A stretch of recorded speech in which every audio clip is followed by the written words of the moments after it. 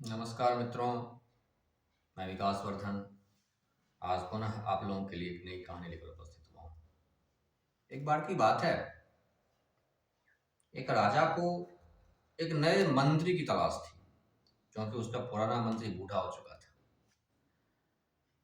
तो उसने अपने राज्य दरबार में ही पूछा, जितने भी सभासद थे, पूछा कि क्या अपने राज्य में कोई विद्वान व्यक्ति है जिससे कि हम अपने राज्य का मंत्री बना सके।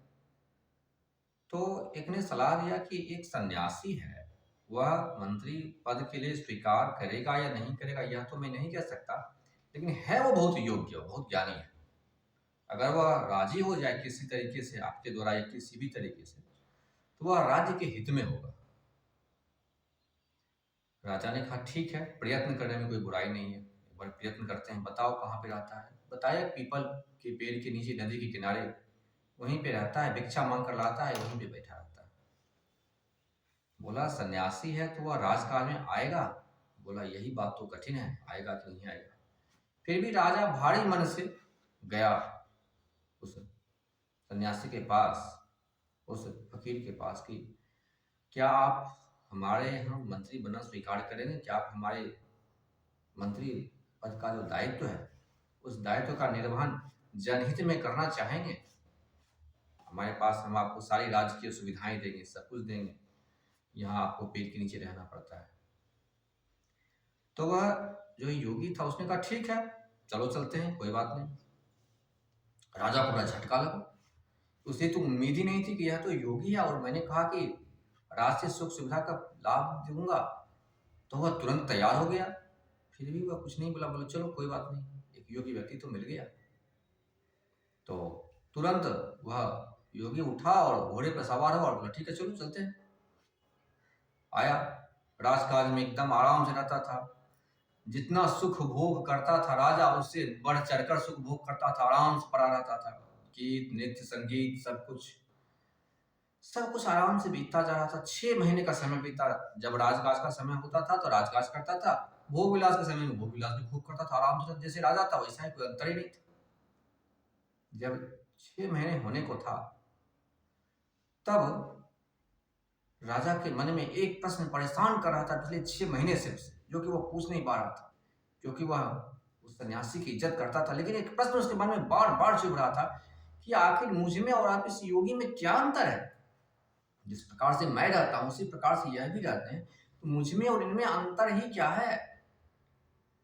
बड़े हिम्मत करके एक दिन अकेले में राजा ने मंत्री से पूछा कि एक बात बताइए, आप तो योगी थे, सन्यासी थे, सुख भोग से आपका कोई मतलब ना था, तो फिर आप हमारे पास इतने सुख भोग विलासिता में आप भी शराब पीते हैं, आप भी नृत्य देखते हैं, आप भी सारा काम यूं ही कर रहे हैं, तो फिर मुझ में और आप में अंतर क्या है?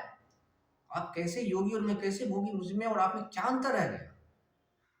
राजा ने कहा ठीक है, मैं तुम्हें इसका जवाब कल दूंगा, लेकिन इस जवाब के साथ मैं इस दायित्व को भी छोड़ दूंगा, क्योंकि यह शर्त उसने पहले ही कर दी थी कि मुझे कभी टोकना नहीं। अगर तुम टोकोगे किसी चीज के लिए तो फिर मैं दायित्व छोड़ दूंगा। तो योगी ने कहा कि यह प्रश्न उसी दिन से तुम्हारी आंखों में घूम रहा है, जिस दिन मैंने तुम्हारे इस प्रस्ताव को स्वीकार किया और तुम्हारे घोड़े पर सवार हुआ कि चलो चलते, उसी क्षण से तुम्हारी आंखों में यह प्रश्न घूम रहा है, लेकिन तुम हिम्मत ना कर पाए यह प्रश्न पूछने की। इस प्रश्न को पूछने की हिम्मत जुटाने में तुम 6 महीने भी बिता दिए। फिर भी कोई बात नहीं, मैं तुम्हें इसका जवाब दूंगा कल। कल राजा को कहा चलो मेरे साथ, मैं बताता हूँ। जितने भी राजसी वेश थे सारे मंत्री ने उतार कर अपने पुराने वेश में आ गया, सन्यासी के रूप में।